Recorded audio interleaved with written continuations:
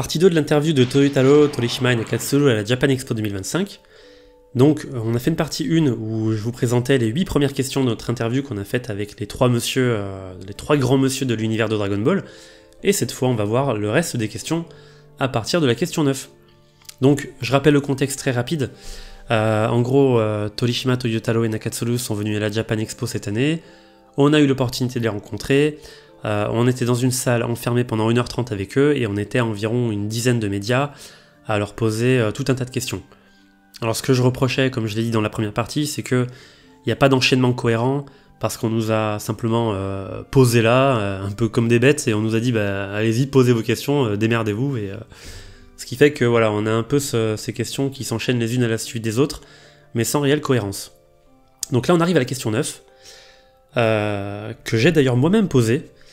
Et c'est donc, quelle est la place des nouvelles technologies, entre parenthèses la CGI ou l'IA, l'intelligence artificielle, dans la production actuelle et future des séries et mangas Dragon Ball? Alors Torishima a répondu en premier, il a dit « Je ne m'y connais pas énormément en IA, mais je vais vous dire ce que j'en pense. Si on prend l'utilisation des trames dans le manga, l'informatique a rendu l'utilisation des trames beaucoup plus facile dans la conception des mangas. À cause de ça, on a de plus en plus d'auteurs qui s'amusent à remplir leurs pages en utilisant des trames de plus en plus élaborées et complexes. » Alors petite parenthèse, des trames c'est ça, hein, pour ceux qui se demandent ce que c'est. C'est, vous savez, toutes ces décorations qui servent à mettre en avant des scènes, qui servent à habiller des ambiances, des atmosphères, ce genre de trucs quoi. Le résultat, c'est qu'on se retrouve avec des pages qui ont l'air très belles et très parfaites, sauf que du coup, toutes les pages de tous les auteurs se ressemblent. Toriyama, lui, n'avait pas d'argent, il habitait dans sa petite province, il ne pouvait pas se le permettre, et donc il a fait 100. Il a proposé ces images de manière à ce qu'il n'y ait pas besoin de trame. Et c'est comme ça qu'il a créé des mangas très simples et très faciles à lire. Je ne veux pas dire que les nouvelles technologies sont mauvaises. Le problème c'est que si on n'utilise pas sa tête pour réfléchir à comment les utiliser, alors on finit par devenir l'outil de l'outil. D'autre part, pour moi, le plus important dans un manga, c'est le personnage. Donc il est très important de se focaliser sur l'expression des personnages. Et le problème, c'est que même si l'IA est capable de reproduire un personnage, il y a des limites sur ce qu'elle est capable de fournir en termes d'expression. Par exemple, l'IA peut faire des personnages façon Ghibli, mais elle ne peut pas faire les yeux comme les dessine Miyazaki. Toyotaro a dit à son tour « Pour en revenir à Dragon Ball Super Super Hero, donc là il va parler de la CGI, les personnages d'Akira Toriyama ont été très bien conçus de manière à ce qu'on puisse très bien les voir sous n'importe quel angle. Et donc je pense que c'est très bien de les avoir adaptés en CGI. Le film Super Hero est une très belle expérience dans ce domaine. » Alors petite parenthèse, je rappelle que cette question-là, alors je ne l'ai pas fait apparaître dans l'article, mais en gros ils m'ont demandé qu'est-ce que j'entendais par nouvelle technologie, et moi j'ai dû préciser, avec le film Dragon Ball Super Super Hero, Toei Animation a voulu mettre un pied dans la CGI, on entend parler aussi que Toei Animation est en train de faire des tests par rapport à l'intelligence artificielle, notamment pour la génération de décors ou de background, et donc ils sont partis de ce postulat-là pour formuler leur réponse. Donc je continue la réponse de Toyotaro. Toyotaro dit, par contre, je ne voudrais pas non plus qu'on aille dans cette direction-là. Je pense qu'il faut diversifier les méthodes de production, et le souci avec la CGI, c'est qu'il y a le risque de rendre le trait de Toriyama Sensei trop dur, sachant que son trait est à la base très souple, très léger. Et l'autre souci, à faire l'ensemble par informatique, c'est qu'il peut arriver que les décors deviennent très détaillés, ce qui peut faire défaut au style de Toriyama. Là, Torishima a répondu. Il dit, pour résumer l'idée de Toyotaro, c'est comme si on essayait de faire du Gekiga avec une règle. Alors pour ceux qui ne connaissent pas, donc le Gekiga c'est un style de manga apparu dans les années 50-60 qui se veut plus réaliste, plus expressif, plus émotionnel. Et du coup en utilisant un outil rigide et froid comme une règle, c'est contradictoire. C'est comme si Torishima disait, tu veux faire quelque chose de vivant expressif, mais tu t'y prends comme un technicien, pas comme un artiste. Et du coup Toriyama il dessinait tout très librement à la main. Et il y avait toujours cette légèreté, cette souplesse dans son trait. Et je pense que la CGI n'est pas faite pour son trait. Donc ça c'est Torishima qui disait ça. Et là Nakatsuru il a répondu en disant « Pendant que je travaillais sur Dragon Ball Daima, je pensais que le travail d'un animateur classique était un travail de labeur très long. Il faut beaucoup de temps pour faire une animation, et donc je pense que si on trouve la bonne manière de travailler, je pense que la CGI et même l'intelligence artificielle pourraient nous permettre de travailler plus simplement et nous permettre d'élaborer des animés plus élaborés qui pourraient justement plaire à un plus grand public, si l'ensemble était bien utilisé. En tout cas, c'est ce que j'espère. Comme Torishima l'a dit, il faut bien réfléchir sur comment bien utiliser l'outil pour ne pas être l'esclave de l'outil. Et là, Toyotaro a rebondi en disant « J'ai déjà tenté de demander des idées de scénario à ChatGPT, mais c'était juste une perte de temps, en rigolant. Alors évidemment, c'est une pointe d'humour, donc ne déformez pas ses propos, n'allez pas dire ouais, Toyotaro il fait ses scénarios avec ChatGPT, c'est pas vrai du tout, c'était juste une vanne de Toyotaro. Je pense qu'il a vraiment essayé, mais il a plutôt dit ça sous forme d'anecdote, un peu comme la recherche et développement, enfin pour voir ce que ChatGPT est capable de faire.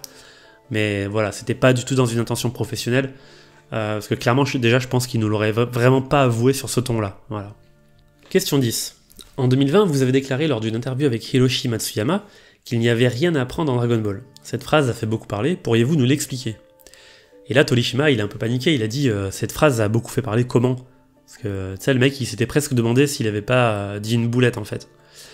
Et donc là, le collègue, d'ailleurs, c'était Elias de Team Manga, il a dit non, les gens, ils pensent au contraire qu'il y a des valeurs à retenir dans Dragon Ball, il y a des valeurs de bienveillance, de courage, ce genre de choses. Et là, Torishima, il a répondu ceci. Alors il a dit Toriyama et moi, on adore Tom and Jerry. Donc l'anime américain, le dessin animé que vous connaissez tous. Il a dit c'est très simple. Tom et Jerry, c'est un chat qui poursuit une souris, c'est très clair, c'est juste ça l'histoire. On regarde en s'amusant, mais à la fin, on ne retient rien, on n'a rien appris.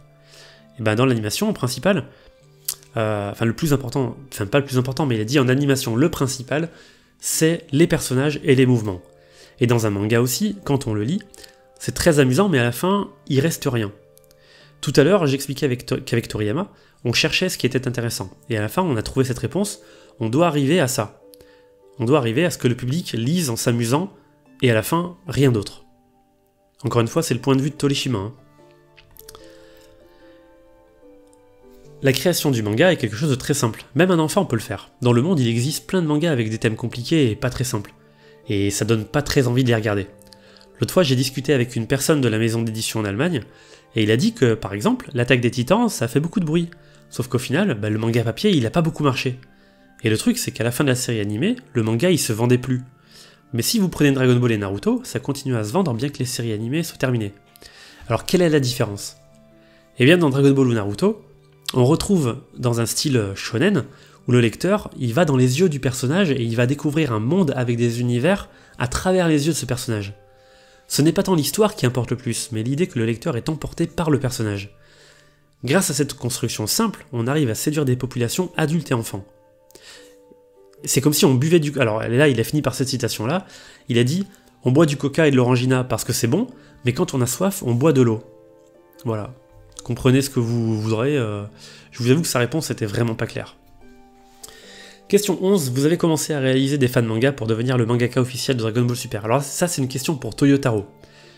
Donc je la recommence pour que ce soit un peu plus clair. Donc on lui a dit, vous avez commencé à réaliser des fans manga pour devenir le mangaka officiel de Dragon Ball Super. Quel conseil donneriez-vous à une personne qui souhaiterait réaliser son manga? Toyotaro a répondu, je ne pense pas que je puisse trop m'en vanter, mais j'étais un grand fan des œuvres de Toriyama et je me les suis un peu appropriées sans autorisation pour pouvoir raconter mes histoires en me basant sur Dragon Ball, mais avec mon propre regard et mon propre dessin. Je suis devenu mangaka pour dessiner du Dragon Ball, et je n'ai pas dessiné Dragon Ball pour devenir mangaka, donc je ne pense pas pouvoir donner des leçons à quelqu'un qui souhaite devenir mangaka. Alors si quelqu'un veut vraiment dessiner du Dragon Ball, ça peut être intéressant de procéder de la même manière et de présenter ses œuvres à la Shueisha pour voir ce qui pourrait se passer. Petite parenthèse, c'est là où vous voyez toute l'humilité de Toyotaro. À aucun moment il s'approprie Dragon Ball en fait. Et non seulement on le ressent dans cette interview-là, mais aussi dans d'autres interviews que j'ai pu lire de France Info ou d'autres collègues pendant la Japan Expo. Toyotaro c'est vraiment quelqu'un qui est très humble, qui ne veut absolument rien s'approprier, il ne veut surtout pas qu'on l'appelle le successeur de Toriyama, et il ne cesse de dire que Dragon Ball Super et Dragon Ball, ça appartient aux fans, et c'est les fans qui doivent se l'approprier, surtout pas lui. Lui, c'est juste, entre guillemets, un passager sur l'œuvre, en fait. Donc Torishima, il a répondu sur la réponse de Toyotaro, et il dit « Quand des jeunes me demandent, lors de conventions, c'est-à-dire lorsque des jeunes me demandent comment devenir mangaka, je leur dis toujours que pour devenir mangaka, il faut respecter 3 points. Premièrement, bien étudier le japonais et la littérature. Il faut maîtriser les mots pour bien les utiliser dans des répliques qu'on utilise dans des bulles. L'histoire, elle est construite avec ce genre de dialogue, notamment en japonais. Il faut avoir ce sens du style, du dialogue et des mots pour pouvoir les utiliser. Et donc, pour en revenir à ce que je disais tout à l'heure, je trouve que le niveau de littérature de la plupart des mangas, du moment, est assez faible. Deuxième point, il faut se faire beaucoup d'amis. Les êtres humains sont liés et se connaissent les uns les autres. dessiner un manga, c'est dessiner le monde. Troisièmement, faire preuve de force. Quand un mangaka se retrouve seul devant sa page blanche, à son bureau, et qu'il doit créer son propre univers, c'est là où il doit déployer un effort considérable, et c'est là où ça demande énormément d'énergie. Donc il faut en gros être très fort dans sa tête et être très persévérant. Donc si on réunit ces 3 points-là, les voies pour devenir mangaka peuvent être accessibles. Alors là, Nakatsuru il a rebondi en disant « Lorsque j'avais rencontré Torishima, je lui avais dit que si l'opportunité se présentait, ça pouvait être intéressant de faire un manga. Alors j'ai eu l'opportunité de faire la suite du manga Dr. Slump d'Enlever Jump, sous la supervision de Toriyama, et ce que j'ai retenu de cette expérience, c'est que le métier de mangaka était très dur. » Et là, Torishima il a repris la parole un peu pour défendre Nakatsuru, et il dit « Dans notre avion, donc dans l'avion qui les emmenait du Japon à Paris, on a lu un long article sur Toriyama. Toriyama, il disait à Nakatsuru dans cet article « T'es fort !» Et Nakatsuru lui a dit « Pourquoi ?» Parce que dans le manga, Le Retour de Dr. Slump, donc le manga que Nakatsuru a écrit, et dessiné, pardon, Nakatsuru, il utilisait des angles que Toriyama n'utilisait jamais. Et Toriyama lui a dit « Un mangaka fait toujours les angles qu'il sait faire. Et en faire d'autres est une vraie corvée. Les mangaka font toujours des dessins de leurs personnages vus de face, mais rarement de dos. Par contre, en animation, il faut souvent faire un angle où on voit le personnage de derrière, parce que la caméra elle bouge dans tous les sens. Et Nakatsuru est capable de dessiner sous plein d'angles différents que Toriyama ne faisait pas. Et si on regarde un manga de Nakatsuru, il y a beaucoup plus d'angles de caméra que dans les mangas de Toriyama. Et c'est là qu'on peut vraiment voir la différence entre un animateur et un mangaka. Question 12. La licence Dragon Ball a énormément évolué, certains la comparent même à des licences comme Star Wars, avec ses bons et ses mauvais côtés. Comment voyez-vous l'avenir de Dragon Ball en termes de licence? Donc Torishima dit « Vous demandez ça à nous? C'est hélas une question qu'il faudrait plutôt poser à Shueisha ou à Toei Animation ou à l'entreprise qui gère les droits de Monsieur Toriyama. À la base, Dragon Ball est une histoire que Toriyama et moi avions fait ensemble. Mais ce n'est que la face d'une pièce, l'autre face de cette pièce, ce sont les fans. Nous avons construit et élargi le monde de Dragon Ball grâce au soutien des fans. Si la licence devait s'élargir en écoutant la voix des fans, ça devrait aller. Par contre, si l'idée de la licence est de s'élargir pour l'argent, alors tout va s'écrouler, et j'espère que ça n'ira pas dans cette direction-là. Donc là, petite parenthèse, on comprend bien que ni Torishima, ni Nakatsuru, ni Toyotaro ont la moindre idée de l'avenir de la licence Dragon Ball. Ils en savent rien, voilà. Là, on voit bien que Torishima lui-même, Torishima d'ailleurs, il y a des gens qui pensent encore que Torishima, il a encore, entre guillemets, sa place à Shueisha, il a la retraite, le gars, il a la retraite. Donc c'est pour ça qu'il dit, il faudrait plutôt demander à Shueisha, ou à Toei Animation, ou à l'entreprise qui gère les droits de Toriyama. D'ailleurs, petite précision, lors de cette interview, il y avait aussi Victory Uchida qui était derrière, donc l'éditeur de Toyotaro. Il était assis juste derrière nous, mais il se faisait très discret. Bref, question 13, que pensez-vous du traitement des personnages de Trunks et Goten, qu'on voit souvent comme des personnages comiques dans Dragon Ball Super, alors qu'on avait plutôt la sensation d'un passage de flambeau dans l'arc-bout? Alors là, Torishima, il n'a pas souhaité faire de commentaires, il a juste fait des signes des deux mains, comme pour transmettre la parole à Toyotaro, pour montrer qu'il ne répondra pas, mais probablement surtout parce que l'évolution de Goten et Trunks, elle dépend plus de Toyotaro que de lui dans DBS. Et donc Toyotaro a répondu. Dans le manga Dragon Ball Super, j'ai fait 3 chapitres qui parlaient de l'évolution de Trunks. Trunks est un personnage que j'aime beaucoup, et j'étais vraiment content de pouvoir écrire des chapitres où il était le personnage principal, et j'aimerais beaucoup en faire plus. Par contre, dans ces 3 chapitres-là, je trouve que je n'ai pas réussi à bien dépeindre Goten, et j'aimerais bien avoir l'occasion de mieux le dépeindre par la suite. Alors Nakatsuru, il a enchaîné en disant, en tant qu'animateur, moi je suis pas lié à la construction de l'histoire, donc je ne sais pas comment évolueront les personnages dans la série. Question 14. Il y a beaucoup de débats sur ce qui est considéré comme canon ou pas. Selon votre expertise, comment chacun d'entre vous voit le concept de canon dans Dragon Ball? Sachant que c'est une question qui est de plus en plus posée avec Dragon Ball Daima. Alors, petite note de ma part. À cette question-là, Torishima, il n'a pas du tout compris le mot canon. Il savait pas de quoi la question traitait. Donc il a demandé à la reformuler, et il a beaucoup mieux compris quand on lui a parlé de chronologie des événements. Et ensuite il s'est marré, quand il a compris de quoi ça parlait, il s'est marré parce que je pense que voilà, il a dû se dire, vous cassez pas la tête, enfin je sais pas comment l'interpréter, mais en tout cas il s'est bien marré. Et il a répondu ceci.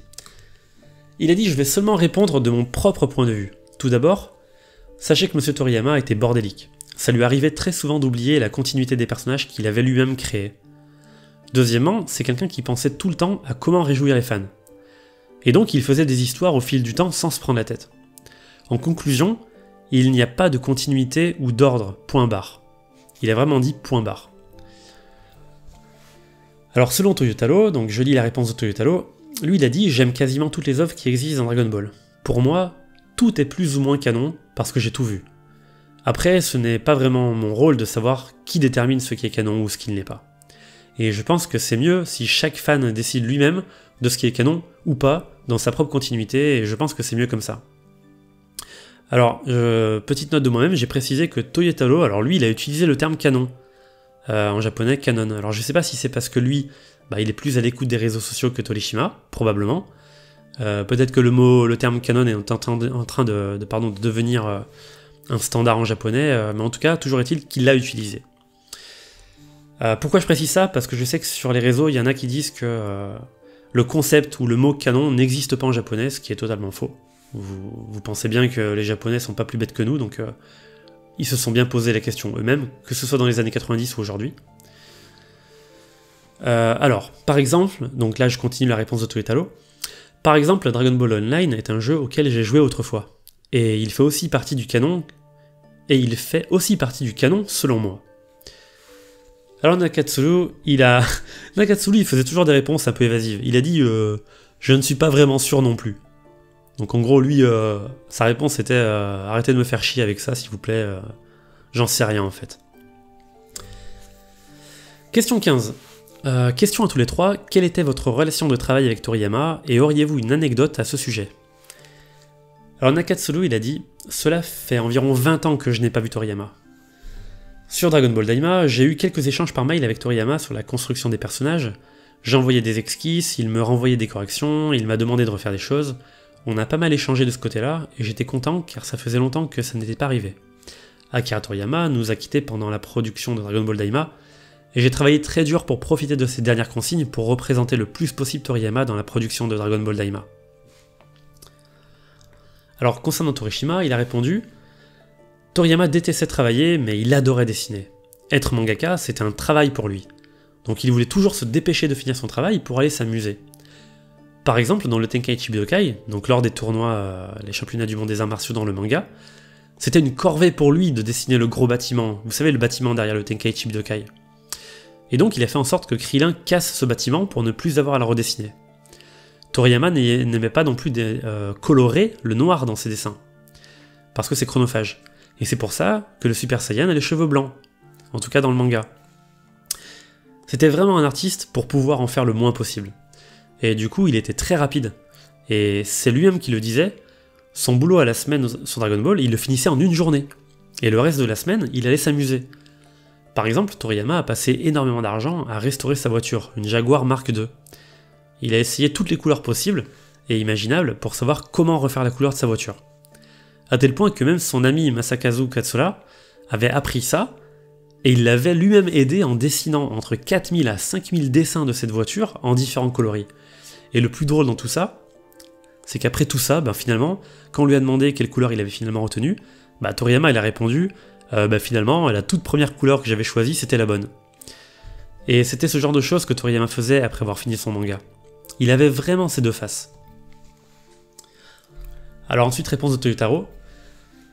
Je vais revenir sur ce que Torishima vient de dire sur le fait que Toriyama était quelqu'un qui n'aimait pas trop travailler. Un jour, Toriyama m'a dit « En fait, faire les scènes de bataille, c'est plus simple pour moi, alors je fais toujours en sorte que les combats commencent très vite, comme ça c'est beaucoup plus facile. » Et ça m'avait beaucoup surpris, parce que moi j'avais répondu « Mais quoi? C'est pas facile du tout, c'est pas simple du tout pour moi. » Et Torishima a répondu « C'est peut-être parce que dans les scènes de combat, il n'y avait pas de décor. » Et c'est peut-être pour ça que Toriyama avait dit qu'il préférait les scènes de combat, c'est peut-être parce qu'il n'y avait pas de décor dans ces scènes de combat. Voilà, alors après c'était la fin de l'interview, mais on nous a laissé poser une dernière question, donc quelqu'un a demandé qui sont les artistes qui ont réalisé les Harmony Cell dans Dragon Ball Z. Et même dans Dragon Ball GT aussi d'ailleurs. Alors, petite précision, donc les Harmony Cell, pour ceux qui ne connaissent pas, c'est des cellulos qui sont peints séparément pour ajouter des effets spéciaux en surimpression, parfois dans un style aquarelle, pour créer des ambiances lumineuses, des éclats, ou des dégradés qui sont pas peints directement sur les cellulos principaux. En fait, j'en ai mis un ici. Donc là, vous avez un Harmony Cell de Majin Vegeta quand il va se sacrifier contre Majin Buu. Vous voyez, ça fait un effet un peu qui met un peu d'émotion dans le dessin en fait. Il y a un côté artistique qui est, et une ambiance qui se dégage qui est assez forte. Et donc Nakatsulu il a répondu « Je pense qu'il doit y avoir le nom des gens qui ont fait les décors dans le générique de fin de chaque épisode. Les dessins principaux sont faits par les gens qui sont sur la liste du générique, notamment le directeur artistique de chaque épisode. Et vous pouvez retrouver épisode par épisode toutes les infos. Je connais le principe du Harmony, où on a un dessin qui se transforme en un élément plutôt peint comme un décor. Alors vous pouvez chercher dans la liste de ceux qui faisaient les décors, parce que c'était eux qui s'occupaient des Harmony Cells. Mais je n'ai pas souvenir qu'il y en avait tant que ça dans DBZ, et je ne me souviens pas du nom de nom particulier de qui les a fait. Et là, Torishima, c'était marrant parce qu'en fait, lui, il a découvert ce que c'était que les Harmony. Il a dit « Ah, je viens d'apprendre ce que c'est que le Harmony ». Et Nakatsulu a ensuite ajouté ceci, il dit « Je ne connais pas les noms des personnes, mais je peux vous assurer que c'était des gens du côté des décors et de la direction artistique, donc vous pouvez regarder les noms de ce côté-là. » Bref, en gros, Nakatsulu il nous dit que ceux qui ont fait ces cérémonies-là, c'est des gens qui s'occupaient à la base de peindre les décors. Et finalement, ça se voit bien parce que c'est vrai que c'est un style de peinture qui se rapproche plus des décors qu'autre chose en fait. Voilà. Et c'est tout pour cette interview, donc voilà, hein, c'est ainsi que c'est terminé cette longue interview de 1h30. Encore une fois, c'était très intéressant de les rencontrer, mais voilà, des questions qui étaient posées de façon pas très cohérente, l'impossibilité de prendre de vidéos, de photos, de prises de son, etc. C'est un exercice qui était vraiment pas agréable. Je crache pas dans la soupe, hein, c'était très sympa de nous avoir invités, mais en termes d'accueil et de confort, je dirais que c'était vraiment catastrophique. Voilà. Je vais pas me plaindre parce qu'encore une fois, on a eu cette très belle opportunité de les rencontrer. Eux qui sont quasiment jamais venus en France. Hein. Toyotaro il est jamais venu en France, sauf la fois où il était étudiant, quand il était jeune. Donc voilà. Merci quand même aux organisateurs, merci aussi à tous ceux qui ont permis de poser ces questions-là. Et si vous avez des questions ou si quelque chose n'était pas clair dans cette vidéo, mettez un commentaire et j'essaierai d'apporter plus de précision parce que j'ai encore d'autres notes. Donc voilà, s'il y a des choses que vous comprenez pas, n'hésitez pas et j'y répondrai dans la foulée. Voilà. Merci beaucoup à tous et puis à bientôt.